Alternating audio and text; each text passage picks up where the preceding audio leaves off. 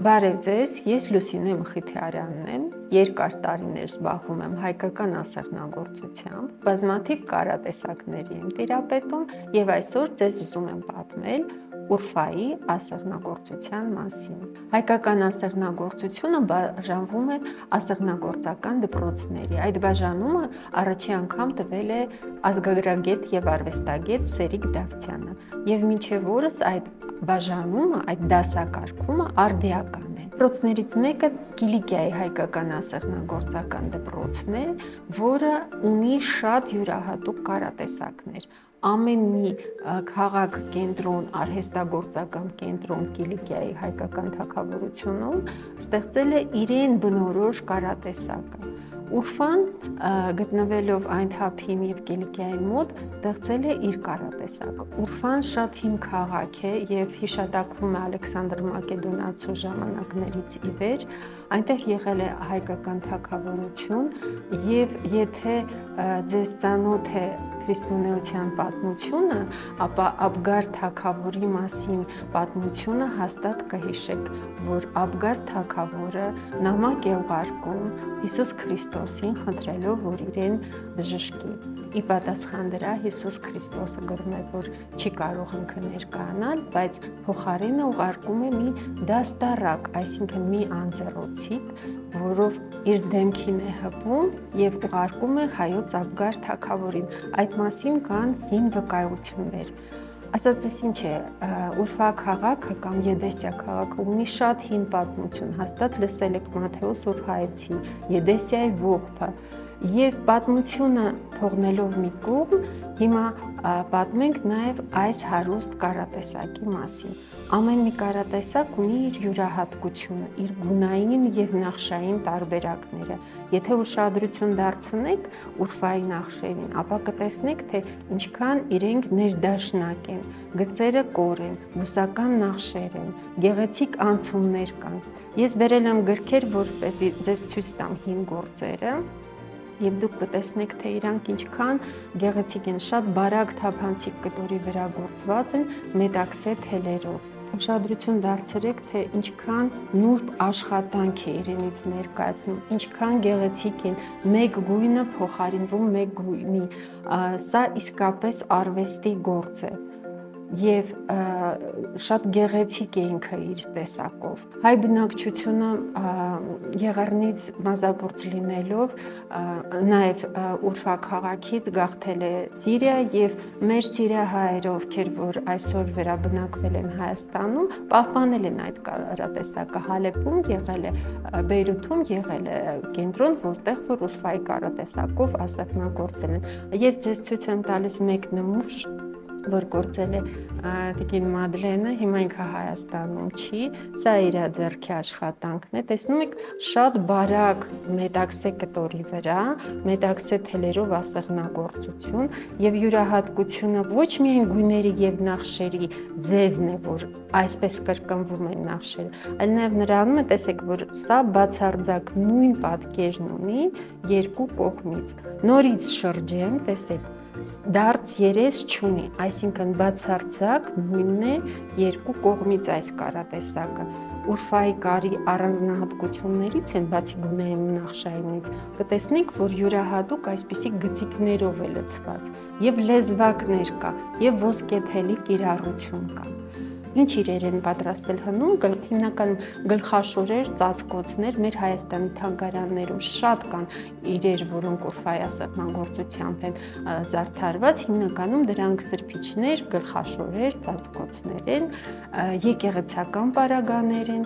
և կարատեսակը հին է և կարիք ունի պահպանվելու։ Խնդրում եմ բոլոր նրանց, ովքեր որ սիրում են հայկական ասեղնագործությունը, դիմեք վարպետների և անպայման սովորեք այս կարատեսակը։ Նորից պահանջվելու է շատ երկար ժամանակ, շատ մեծ ուշադրություն և շատ համբերություն։ Իսկ հիմա ես ցույց տամ ինչպես են գործվում։ Կտորը ձիգ պետք է ձգված լինի օղակի վրա և նախշը գծված կտորի վրա։ Նախշերը պետք է վերցնեք հին նմուշներից կամ հրապարակված գրքերից և սովորական գրիչով գծվում է նախշը, ուրֆայի նախշը, երբեմն գծիկները ստանալու համար նաև կարելի գծիկների բաժանել։ Այստեղ չեմ բաժանել գծիկների, դուք տեսնում եք մի մասը գործված է, մյուսը չէ, բայց նույնիսկ այս դեպքում էլ ինքը բացարձակ նույնն է երկու կողմից էլ, ինքը չունի թարս ու շիտակ։ Ասեղնագործության ժամանակ երկու ձև կա ասեղնագործելու։ Մեկ ձևը, երբ որ ասեղը մտնում է կտորի մեջ ու դուրս է գալիս, այսպես։ Մյուս ձևը, երբ որ ասեղը անցնում է երկու գործողությամբ է կատարվում, երբ որ ասեղը անցնում է կտորի տակ ու հետո դուրս է գալիս շիտակ կողմը, երկու գործողությամբ։ Ուրֆայի կարը կարծում եմ կարելի է անել երկու ձևով։ Հիմա առաջի շարքում ինչպես է ստացվում, որ երկու կողմից բացարձակ նույն տեսքն ենք ունենում։ Սա հանելուկ է եւ գաղտնիքար է, եւ ով որ սիրում է գաղտնիքներ, ես հիմա ձեզ այդ գաղտնիքը կբացահայտեմ, խնդրում եմ ուշադրություն։ Եվ այսպես, այս գիծը գործելու համար պետք է ես շուլ ալելով, ասեղով անցնեմ, ստանալով այսպիսի գծիկներ։ Կտորը կիսաթափանցիկ է եւ երևում է թե ինչպես է ասեղը անցնում մի կողմից մյուս կողմը, եթե չի երևում, փորձելու ժամանակ անպայման կիմանաք։ Եվ այսպես ցողունը գործեցի մինչև վերջ։ Ինչ ստացվեց։ Ստացվեց, որ կտորի երկու կողմերում ունենում ենք այսպիսի գծիկներ, այս կողմից էլ եւ հակառակ կողմից էլ գծիկներ են ստացվում։ Որպեսզի ամբողջանա, հիմա վերադառնում ենք նույն անցքերով, այսինքն որտեղ որ գծիկը չկա, լրացնում ենք, որտեղ որ կա, անցնում ենք։ Սա պետք է գործել լավ լուսավորված սենյակում, լույսը պետք է լինի հարմար, պետք է ունենաք շատ ժամանակ։ Ասում եմ, բայց ժամանակակից կյանքում դժվար թե այդ բոլոր պայմանները կարողանաք պահպանել, բայց Այստես ասում եմ, ուրեմն ինչ ստացվեց, որ գործելու ընթացքում ես ունեցա ցողուն, որը մի գիծ է եւ թարս եւ շիտակ կողմից, տեսակ չէ ինչպես է, ցանկալի բութ ասեղով ասեղնագործել, ամբողջ կարատեսակը սրանից է բաղկացած, նույն ձևով էլ լցվում է նաեւ ծաղկի թերթիկները, տեսնում եք, այստեղ այսպես պարտադիր պետք է լինի այսպես շերտեր գծեր, կա էլի ուրիշ ձևեր ասեղնագործելու, տեսեք ինչպես է ստացվում, նորից գնացի ես թերթիկը լցնելու համար, գնաց եկավ, իրականում սա շատ պարզ կարատեսակ է, ուղղակի պետք է ուշադիր լինել, որ նույն տեղերը, նույն գծիկները պահպանել, նույն ձևով լցնել ամբողջը, որ ստացվի այդ գծիկները։ Իհարկե ժամանակակից մեր կյանքում վերցնում են այս հրաշք նախշերը եւ գույները եւ սա կարելի է գործել նույնիսկ մեքենայի կարով, եղել են ցուցադրություններ, դա նույնպես ճիշտ է, որովհետև պետք է պահպանել կարատեսակները եւ նախշերը ցանկացած ձևով, բայց իսկական տեխնիկան պահելը նույնպես շատ կարեւոր է։ Բոլոր նախշերը հետո եզրագծվել են եւ օգտագործվել է ոսկեթել։ Հիմա ոսկեթելի փոխարեն իհարկե կա այսպիսի սինթետիկ թել, որը նույնպես իր դերը կատարում է։ Տեսեք, նախշը լցված է ուրֆայի տեխնիկայով, տեսնում եք, որ ինքը երկու կողմից նույնն է եւ հետո եզրագծվում է անցնելով եզրերով, էլի նորից վերև ներքև կարով ամբողջացնելով ամբողջ պատկերը։ Հիմա նորից, երբ որ ես հետ դառնամ, ինչպես ցույց տվեցի ցողունի ժամանակ, երբ որ ես հետ դառնամ, կստացի, որ ամբողջ ծաղկի թերթիկի եզրով ուղիղ գիծ է։